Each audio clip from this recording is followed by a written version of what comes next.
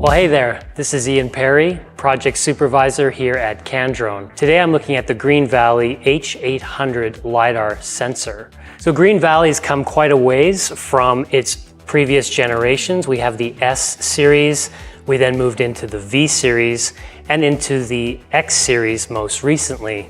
And now GreenValley has moved into the H series. So today I'm going to emphasize some differences between the H series and this X series, mainly because this is the one that I have the most experience working with and which many of our viewers will have currently in their kit. So let's take a look at this new unit from GreenValley. So taking a look at this, the layout is somewhat similar to the X3-H. You have the LiDAR sensor itself, and in addition to that, a 26 megapixel camera for point cloud coloration and for photogrammetry if one uses photogrammetry in conjunction with their LiDAR point cloud. We see we have the ports for the GNSS antennas, for an independent power supply, and of course our on-off button. Right away I can feel this unit is coming in at over 2 kilograms. It's about 2.25 kilograms. That compares with about a 1.2 kilogram weight with the X3 series. And I can see that this comes with a custom skyport mount for marrying to the Matrice 300 series drone. I can see that they have created something a little different than what we're used to on the Matrice drone. It looks as though this bracket is better suited to carrying the additional kilogram of weight as compared to this predecessor unit. So it looks like the gimbal is dampened with some cable configuration here so that you still have shock absorption from any movement in flight. I am seeing that the outer packaging, the shell, is carbon fiber, so they are trying to keep weight to a minimum.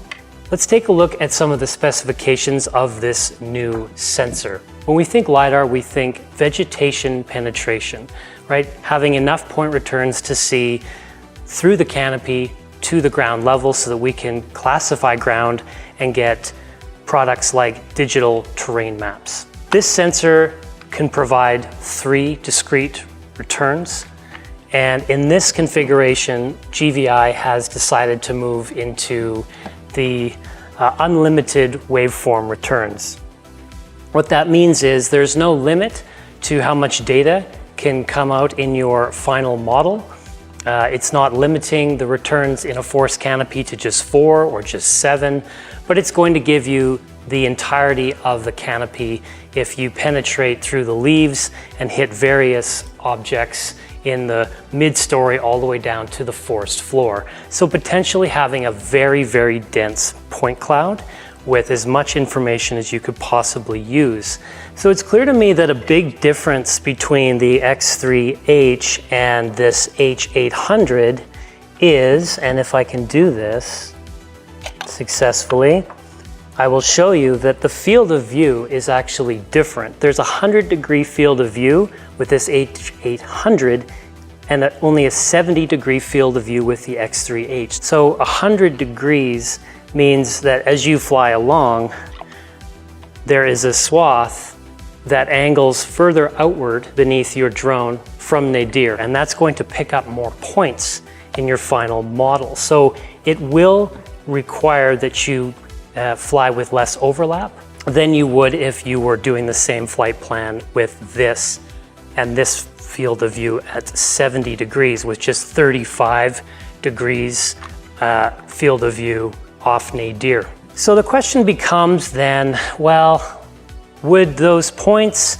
that are captured farther out from nadir be more prone to distortion? Would those points have some more noise? And it looks like what GreenValley has done with the H800 is they have shrunk the beam footprint on the ground. So it means that when you are flying this sensor, you are going to get a smaller beam footprint on the ground which will give you more precise return information. So it means we can afford to have a greater field of view, cover more of a swath in a single flight pass or in a flight line, and get as good a results or still better than the previous generation in the X series. And with that, we're looking at an improved scanning range with this sensor. So this is supposedly good to about 1,000-meter range, as opposed to this X series. Now that indicates to me that this could be usable with helicopter, whereas a helicopter couldn't fly low enough and especially slow enough to give this sensor a run. With regard to precision, the X series boasts about plus or minus 5 centimeters at a 70-meter range. Now this sensor, on the other hand, boasts that same accuracy, plus or minus 5 centimeters, but from much higher up, 200 meters. And so what that says to me is you can fly higher and therefore take less time to cover an area and get as good results or possibly better than the X3-H. The last major key difference I want to touch on between these two sensors is self-adaptive point cloud density with the H800.